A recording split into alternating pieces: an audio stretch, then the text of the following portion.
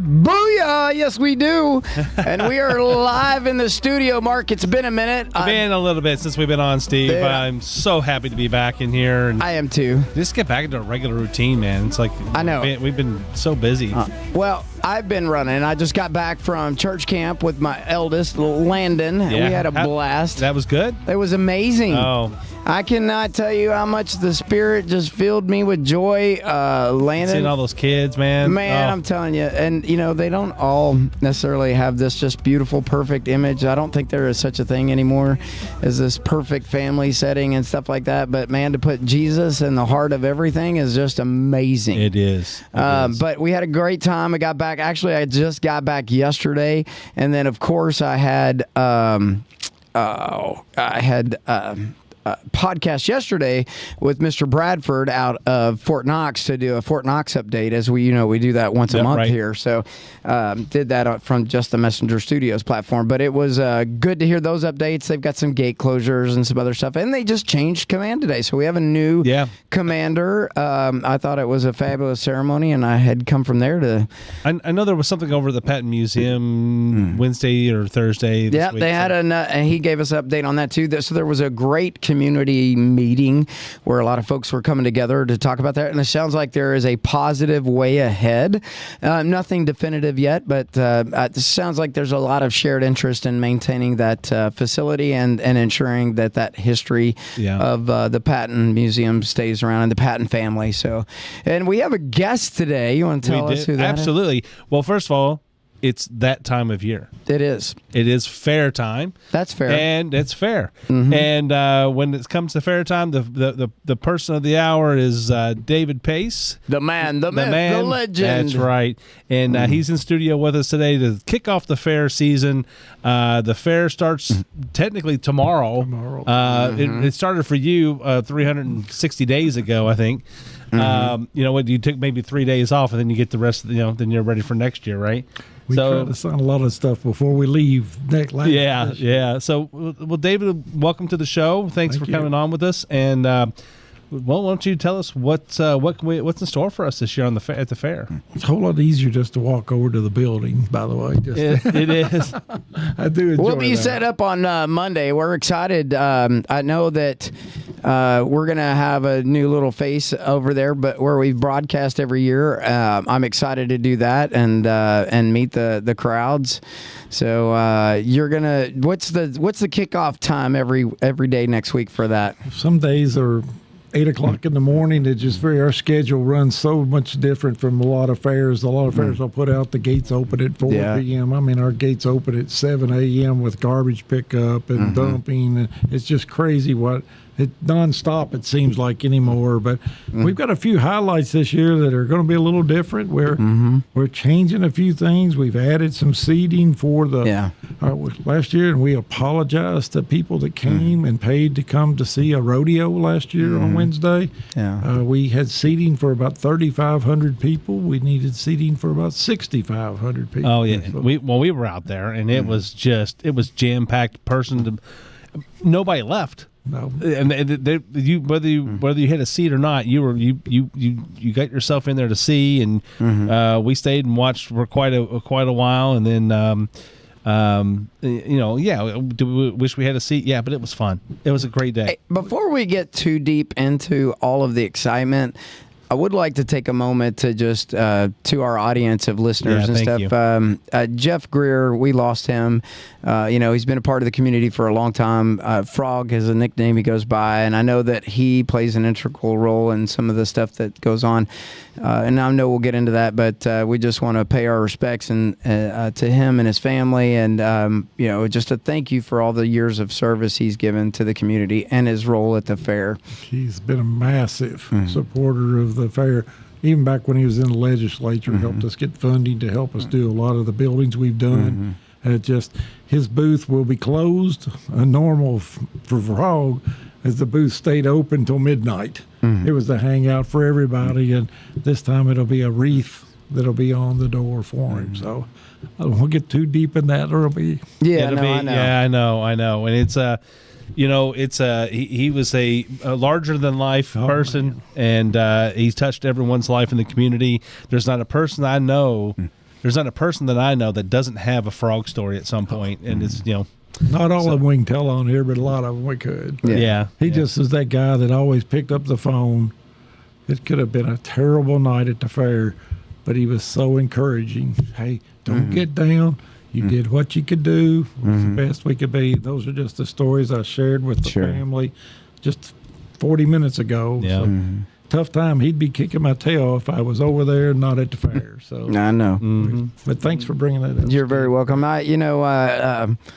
Any politics you have on the table, you can remove that when it comes to the people that really make up our community and stuff, regardless of where you stand. So I think he's done a tremendous job, and it's just unfortunate. I know just to go, what events specifically are going to be canceled as a result of this tragic situation? Well, Jeff himself and his nephew Nathan Hager and his brother-in-law Lamar Hager have been a big part of our garden tractor pool since we've had it, to be honest, 20-some years. Jeff was the announcer for many years, and I told this story. He says you can only say so much about a lawnmower going 3 miles an hour for 300 yards. And he was sincere. He would have never told him no, but he's zero prepared. It was all just ad-lib, and people loved it. But that we, out of respect for their whole family, we decided, instead of putting somebody down there that really doesn't know what it takes to run one, we decided to postpone it for this year, do it again next year. Wow. So, and I think that's appropriate. Yeah. And it's it's a little bit of a tip of the hat too to say this show how the honor and how and show how one person in the community can affect an entire community. So and it's like I said earlier, we've gotten calls, legislators reaching out. What can we do for Frog at the fair? Sure. Well, the best thing we could do is just having something there where people remember him when at the funeral, at the school. There's just hundreds of pictures going through, and 20% of them are him standing in front of that booth at the fair. Yeah, I would imagine.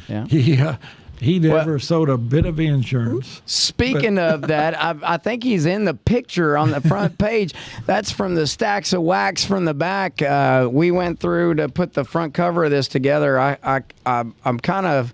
I like the way the cover looks, and I'm not just bragging. I'm just thinking, you brought these photos to us to get that taste of the glory days. Well, the glory days have occurred every year for many years as a result of the work that comes in from the Fair Board. And your leadership that's occurred. They're on page 6 in this book, and if you don't know who's involved in helping make this thing happen, you got to take a look at them. They do a great job, but you got Lance Paget, Kenny Haught, Perry Richardson, Chad Ford, and you got Russ Fackler, Doug Banks, Brandon Phillips, and Andrew Ford, and then you got Sarah Fackler, Morgan Wyatt, the co-secretary, and then David Pace, the fair manager, Kristen Barr, co-secretary, and Melissa Yates, the co-secretary from the fair office. But, how you get these people to come together every year and do this is just amazing. And I know you never take any credit. You personally never take any credit. You've always given credit where credit's due to those folks that really, the team right here, the team right there, and I know that they extend through others, volunteers and stuff like that. This year, how many volunteers do you have lined up? Well, unfortunately, last night I had to send them all home in the middle of the lightning storm. Yeah. People were wanting to still work, and I said, not tonight. We're not going to take a chance of somebody getting struck by lightning. And it was pretty intense for a little while there. But we've done a number study a few years. It's a little dated, but with the food booths, the people that work the gate, the people that work the parking, the people that do the garbage, the people that do booths, we're over 1,000 volunteers. Amazing. In 8 days. So we think that's something to be proud of. Everybody, I think it's tremendous. Yeah. I mean, people in this community want to come out. They want to make sure the fair happens, right? And so they're willing to come out and give their time, their blood, sweat, tears, and money. Because a lot of people put their own money involved, get their own money involved, and You know, and it's I think you've said it 100 times. If you said it once, you said it 1,000,000 times. You know, you want the fair to be a family affair. Well, I think you've accomplished that year in and year out since you've been here. And it's on the title of the book. Yeah, Perry Richardson on here. He's third generation. I'm second generation, but he's already third generation as a young person. But it's funny. People called, when's the mowing going to be done? You know, you think, what in the world are they? It was, they start staking their claims. I mean, some guy brought a, I think it's the largest tarpaulin I've ever seen in my life. It's probably 60 by 60. Yeah. Oh, my. Well, for listeners out there and people who are watching and listening tonight, what we're referring to is people stake their claim around the arena. Yeah. Right. And they can't stake their claim until the mowing is done. So, you know, so they're not really talking so much about how it looks, but they want to make sure that they can get their stuff in there and get set up, because one of the traditions, big traditions at the Meade County Fair is you come and stake your spot around the arena. Your stuff stays there all week long, basically, and you come in and out to all, and so you've already got your spot. So it's akin to getting into the infield at the Kentucky Derby. It's our version of that. But the good thing about this, when Commissioner Shale was here last year, spoke at the Farm Bureau breakfast, and we rode him around, he said, "Why are all these chairs here? It's 8 o'clock in the morning." I said, "Well, they put them here about the Saturday before, and they take them home Saturday night when the fair's over." At the end, that's right. No, but in my career, I've heard of 3 chairs disappearing. And last year, that was I mean, I remember, it's a community. Everybody knows if somebody walks around with somebody else's chair, you're like, hey, we know who that belongs to. That's Bob's chair. You need to take Bob's chair back to Bob's spot. What are you doing in Bob's spot? Yeah. You need to go on with yourself. No, I'm just kidding. And it's probably the largest number of trucks and trailers up on the corner that we've had in several years. There's probably 20 up there already. Right. This getting a good spot. So we ought to charge for a box seat for what those trucks are. Probably. You got any seats available, box seats left, or any opportunities for somebody to buy in on a box seat that we should announce tonight? The unfortunate part of that, we did have to raise the price on the box seats. We've done a lot of work to sandblasting the handrails, repainting them, and just trying to get them. We only were able to get one. You haven't really raised those rates in first time in 15 years. I would say it's been a long time. Went from 50 to 100, went from 100 to 200 this year, and so far nobody's really given them up. We've kind of do that. We just hate that people are willing to give $100 but not use it.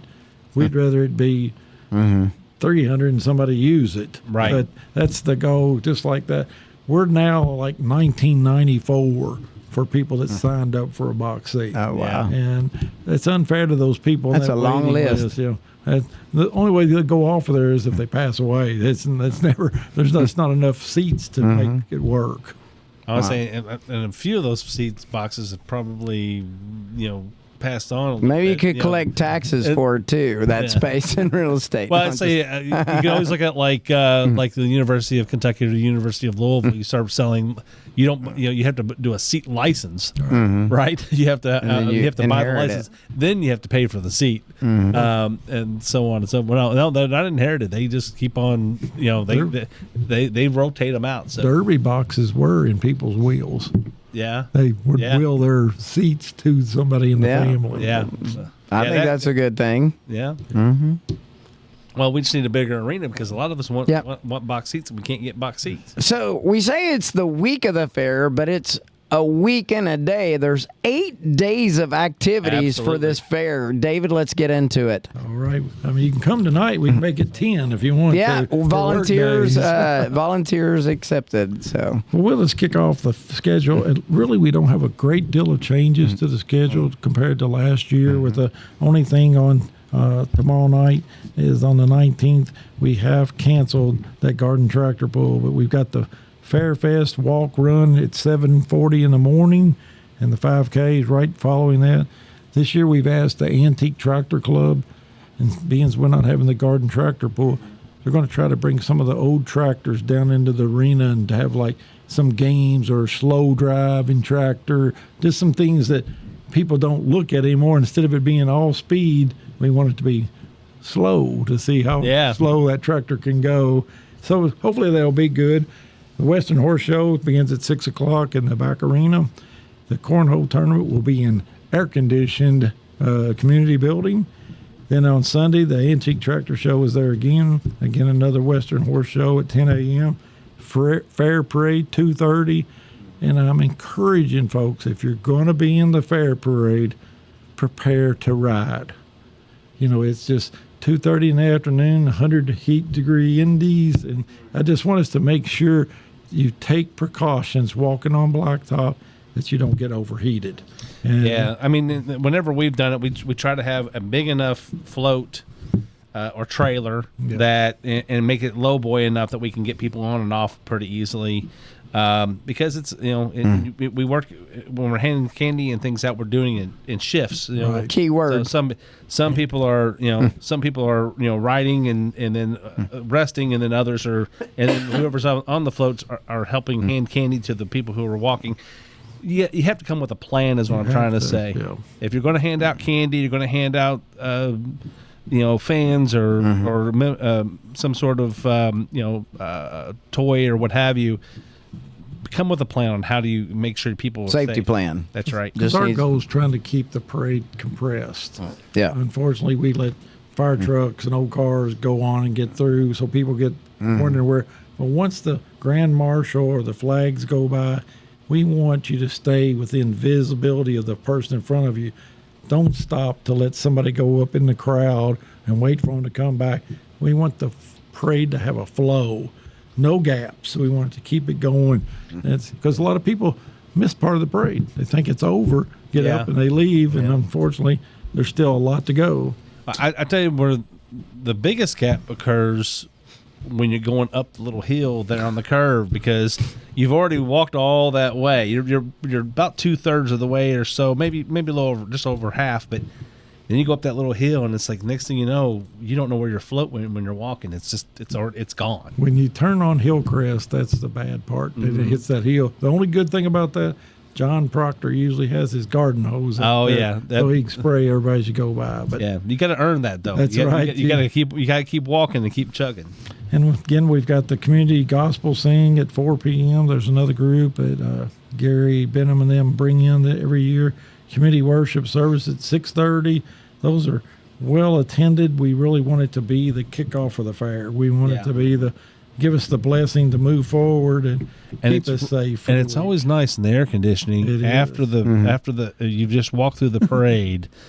You get to come in a couple hours later, but you get to come in and enjoy the air conditioning a little bit and sing and worship with your fellow Meade Countyans. And if you haven't had the chance, you get to see the completely remodeled Farm Bureau building. Oh yeah, it looks awesome. We saw it yesterday for the first time. Tons of compliments coming out, I've heard. Yeah, it looks really nice. It's really turned out. We got a few things still to critique on, some sound, some things like that. We're still working on it, but it'll get there. We're just a matter of time. Yeah. Then we kick off Monday morning. You asked what time? 8:30 a.m. We've got rabbit shows, 11 o'clock's poetry, swine shows at 5 p.m. Now, did the rabbit show get canceled, or is anything else? No. Okay. The only thing we've canceled because of Mr. Greer was the garden tractor pull. Okay, good. Then we've got the rides open at 6 p.m. to closing. And again this year we've got a MS, MISS, MISS, MS, and MRS that we'll crown all three of those, and they all three get to go in January to represent Meade County. And one thing about our pageants that I stress, you have to reside in the city or the county of Meade to be a participant. We don't open it up to everybody. And I'll explain that a little. Sometimes that limits people, but on Tuesday, you'll hear me, and then on Thursday, we have a preteen and a teen contest. Right now, in our preteen, there's 36 contestants in that. Yeah. I'm proud of that. People say, we don't need that many people. I said, if there's 100, we're going to let them all be in it. So that's how it works. Well, just so you know, I think it's Well, I think it's the Precious Miss, but getting little Stevie in that one is this year. Vicky's already registered her, so I'm kind of excited to be a sponsor for that. Yeah, it's a busy time. And then we've got the Demolition Derby on Monday night, $8,000 cash giveaway at approximately 10 p.m. One winner will be $5,000, and there would be 3 $1,000 winners. Oh, wow. Tuesday, if you've not ever attended, you got to be present. Is that the night? You got to be present to win. So 10 o'clock, 10:30, whenever it is. Now, let's what's the reality of that? How many times have you really had to, like, somebody wasn't there? Well, we had a lady. You get 10 minutes right time, and they come running. The person we'd waited for, it seemed like forever, and this truck comes flying in the main entrance. That's when the pit or the arena ran up the hill. This truck spins down in there, and here comes the wife running, and she'd come from home. They lived in town, but they were time to get. That's when we gave away a truck. Yeah. Wow. They won the truck, but that's the key to it. One little girl was up on a ride, and they were trying to get her off the ride because she had the ticket, and she barely made it, but she did. I was there. I think I was there. I wasn't there for the one where they came in, but I was there for the one with the ride. Right. They were on the ride, and it was like that dad was about to melt down. Oh, I'm telling you. But then on Tuesday, if you've not attended this, we don't really try to push for a big crowd for this, but it's our Special Needs Day. Oh, if you ever have the opportunity to take part to see that go on, all of our food booths open up. They produce the food for us to feed all of them that are in attendance, and we have the barns open. We have rubber mats down, and this is where I want to promote our entertainer. Our carnival is the Kissel family, Kissel Entertainment, and they were one of the ones that helped us get this off the ground. And last year they had over 10 rides open for them. One little girl is bound to a wheelchair, can't get out. Right. And we went over there, and she said, well, I just won't get to ride. And I said, oh, yes, you will. And the Kissels on their merry-go-round take the benches off, and they've got boats they put in there, and they put people's wheelchairs, and they have lanyards that strap them down. And she probably rode 3 or 4 times on the merry-go-round. So it's a great thing. We've got great to sponsors. me, it's one of the most special. Special is in the name, but it's one of the most awesome things that the fair has done over the years, and it makes me so proud to be a member of the Meade County community. It makes us want to help with this every year, to help with the fair and do different things. So, I mean, we're not like the people in the front, but we try to be part of it. That's what it takes. I mean, when you all mentioned the fair board, I do have a great fair board. I have 3 great secretaries. I've got a wife that sits in that window. I was going to say, we left her out. Yeah. She's not photographed here, but the window lady. She does not like to, and she doesn't want to be out in front, though. She'll tell you that. But I get you, David. But happy wife, happy life. You better talk about it real fast. But I'm telling you, folks, the people that come to help us is just like this for the Special Needs Day.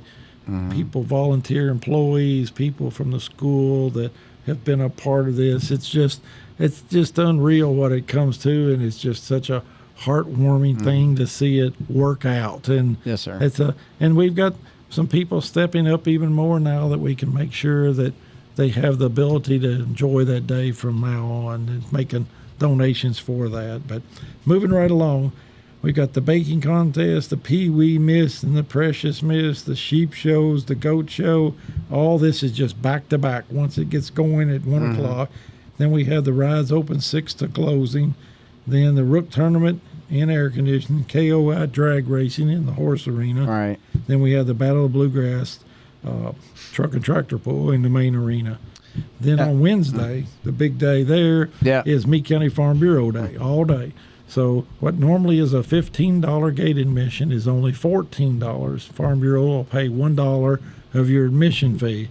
And it starts at 7 a.m. with a breakfast, which they take donations, but it's free if you want to come have either sausage and eggs or biscuits and gravy, whatever you'd like to have. And we usually have a speaker, but I'm not sure who that is for this year. Stephen Lake. Stephen Lake. Okay. Then we have our steer shows. Then at noon is the athletic events. If you've never been there for that, it's huge. I'm excited for that day for athletic events. Lana, I asked Lana and Liam, I said, you guys want to go do some sack race with your dad? And they were like, are you serious? And I was like, heck yeah, let's go. So it'll be fun. We give away, everybody gets first place is $3, seconds nice. $2, and $1. Last year is almost $3,000 we gave away. And those kids with those dollar bills, those ribbons, it's priceless. Wow. It's one of my second favorite things out there. I'm excited to take part in that one this year. You know, it's been so busy the last couple of years. Well, first, I've been getting my feet wet with it, you know what I mean? But and thanks for the honor of getting to do all of this stuff. It's just awesome. But I'm excited to do that because now I got kids, you know what I mean? It's from where we started a couple of years doing this, from the basement of my home to now a full house of, it's exciting. So. It's the 22 and over kids that are the most fun to watch. Yeah. They're the most competitive. Yeah. Falling and then having to get bandaged up. Oh, yeah. like that. But then we've got our 4-H roundup and our 4-H FFA auction. And I talked about this a little bit yesterday at the chamber luncheon. That auction is for the kids. Every dime that comes in for that goes to that child. It's not a fee to pay the fair, to be in the fair. It's actually, they get every dime from that auction to go towards buying their next animal, showing it state fair, or potentially a car or college, one or the other. Yeah, right. And then we actually, that day, we've moved the rides back to 3 p.m. That way, by the time the athletic events start winding down, they can go right over there and spend every dime they won in the athletic events with the opening at 3 to close. Backseat driver contest is at 6. Texas Hold'em is at 7 p.m. And the rodeo is again this year at the back arena. And I kind of explained that.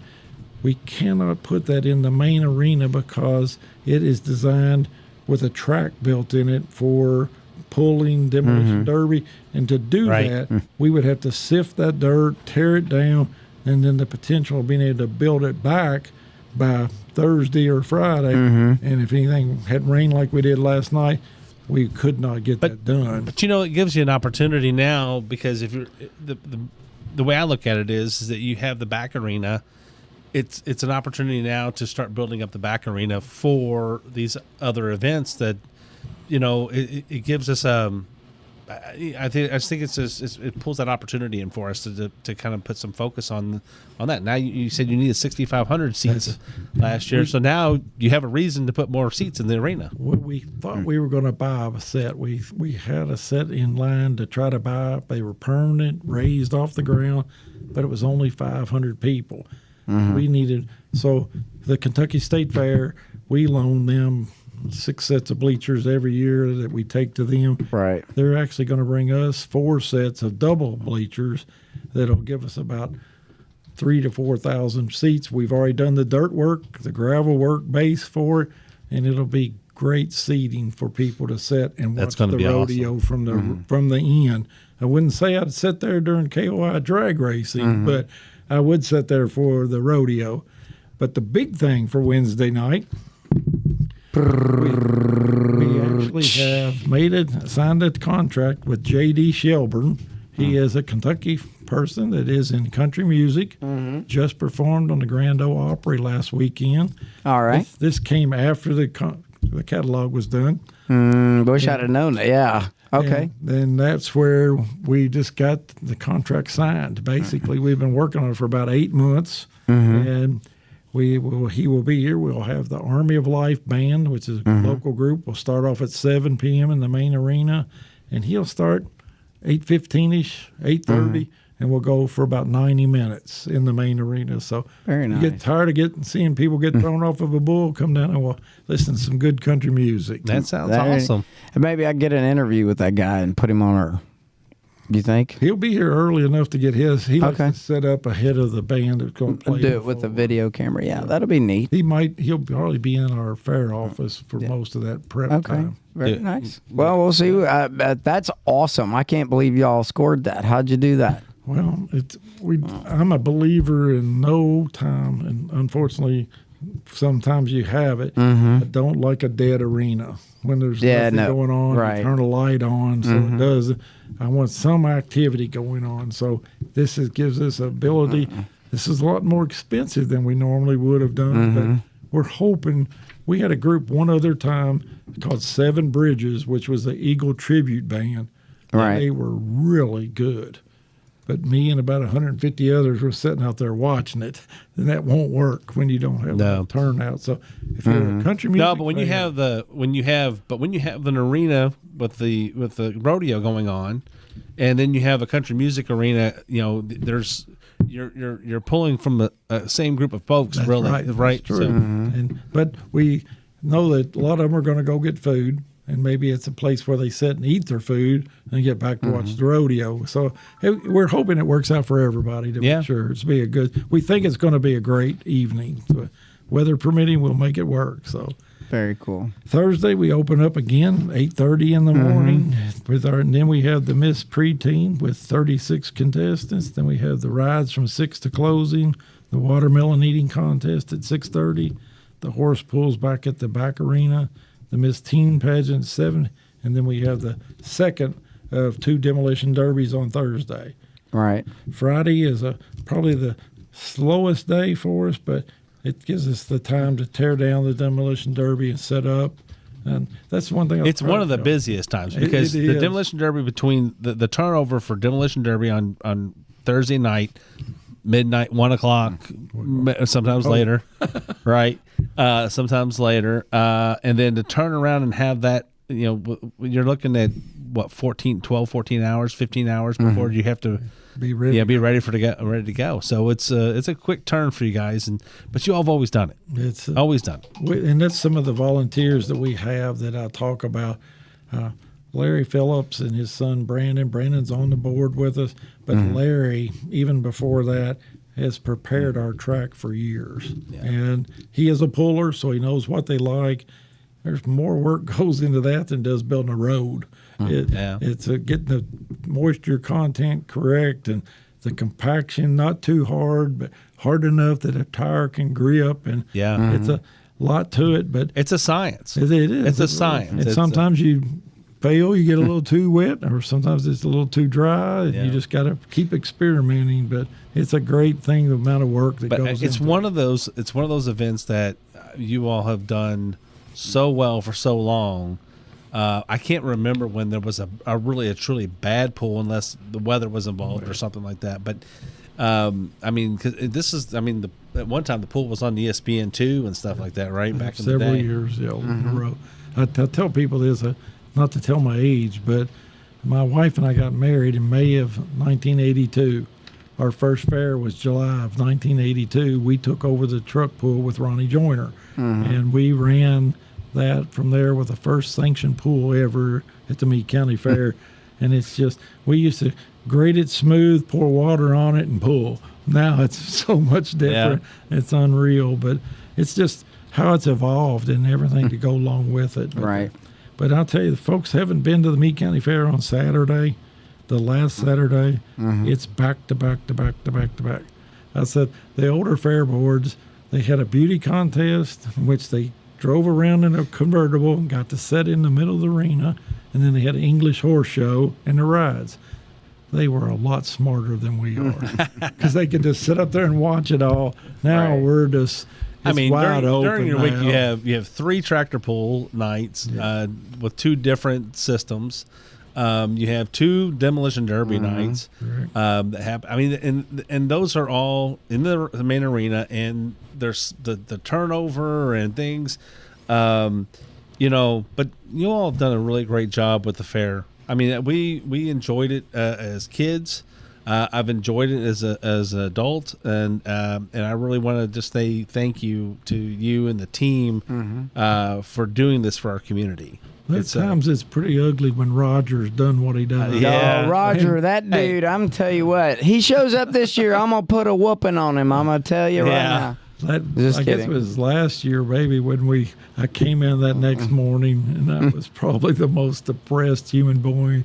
I mean, cars were stuck everywhere. The arena had slop and mud and everything, and that was demolition derby. We couldn't even get it, but as the troops rally, like I told you before, that Friday morning, just truck after truck started showing up with their own skid steers, with anything to help scrape mud, to go to the parking lots to fix. The county stepped up, needed to move some mulch that they needed to get rid of.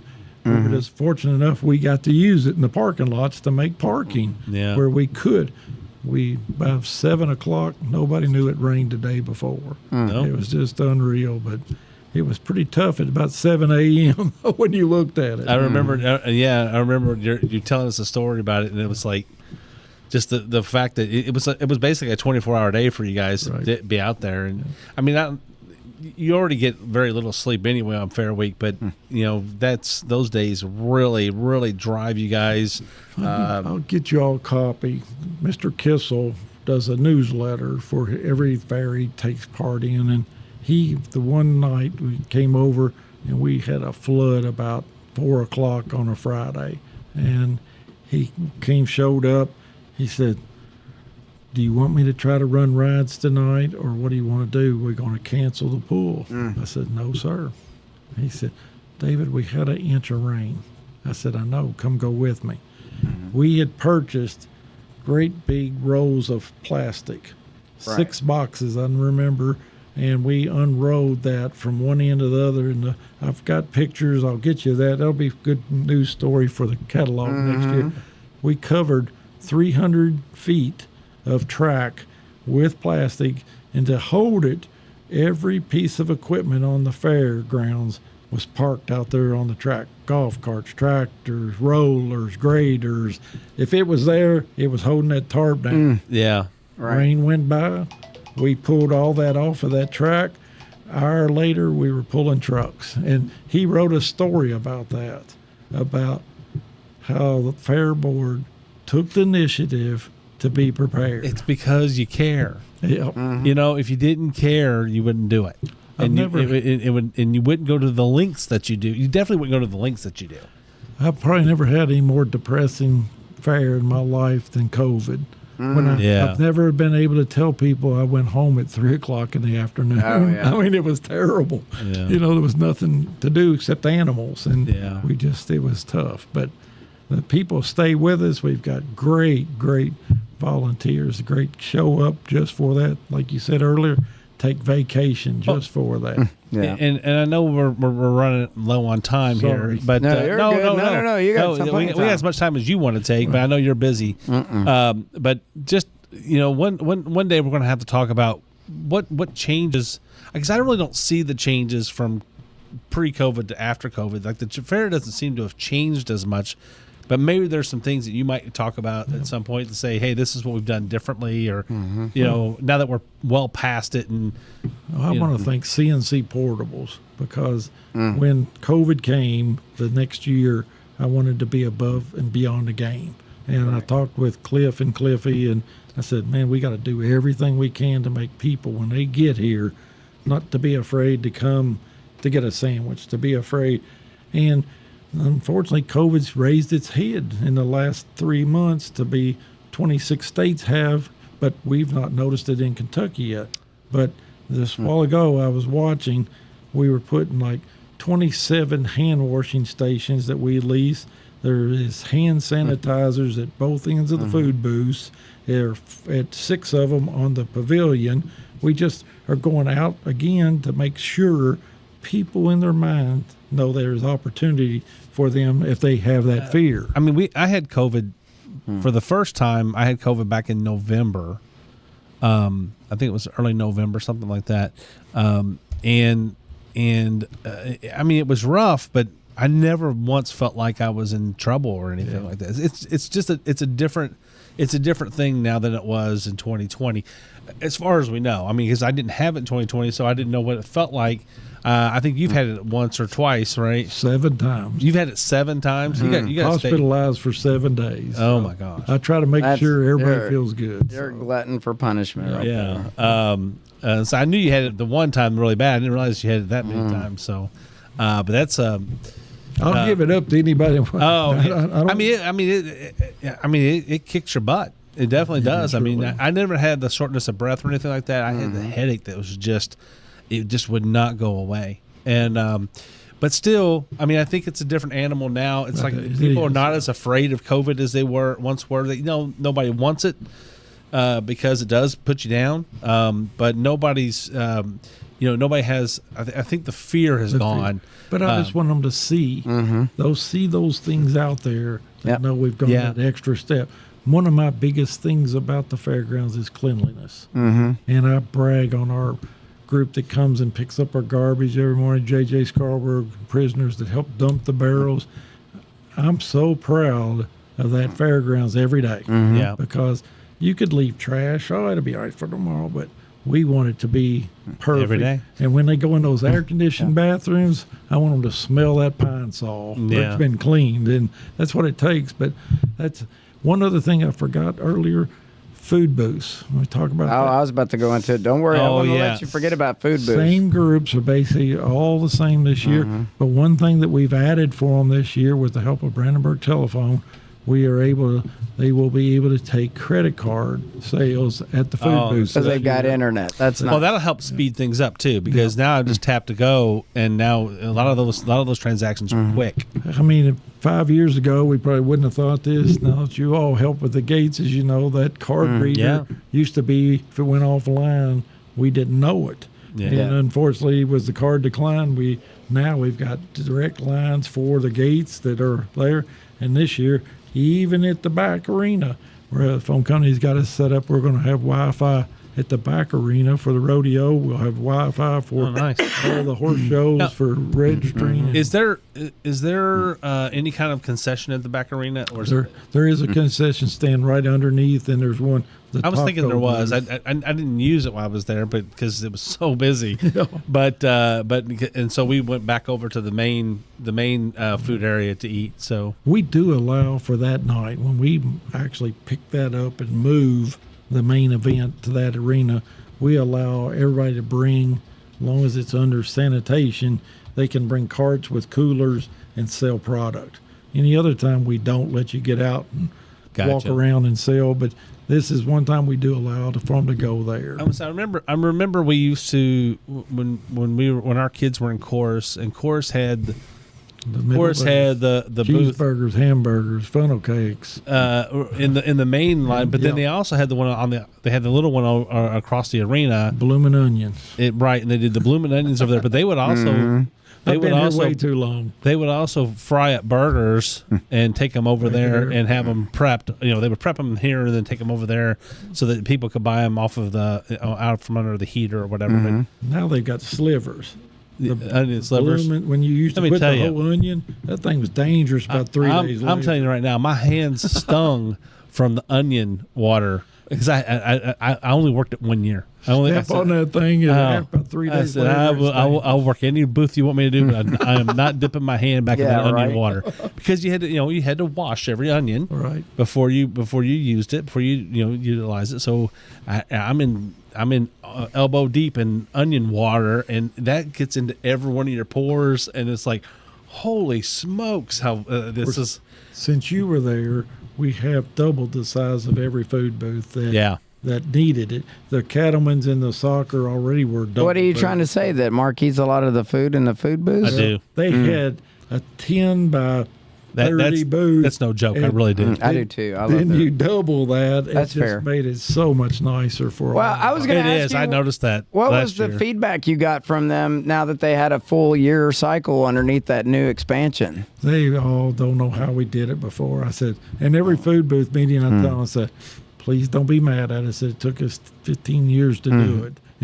We tore the old booths. We still consider those new. Yeah. 15 years, but that expansion made it so much cooler for them and ability to move around. Yeah, because that was one of the biggest things. Is like especially over in the hamburgers because you have big deep fryers and this is a commercial kitchen in a little space. Yes, it's basically like a Waffle House set up within a booth, and it's like you got fryers on one end and then and you got a griddle, and it's like you've got basically a 3-foot walking area for everybody to walk in between the steel front. You just handed it down. You're just there's no room. Now you've doubled that space, and I'm sure they'll use it. But that also allows them to expand. It's already starting to show that they need more. Yeah. To be honest, so. But what days are they open? They're open. Let's see in the catalog. Make sure you go online, meadeky.com, or you can go to the messenger. It's online. Everything. The catalog is, but the food booths are on page 11.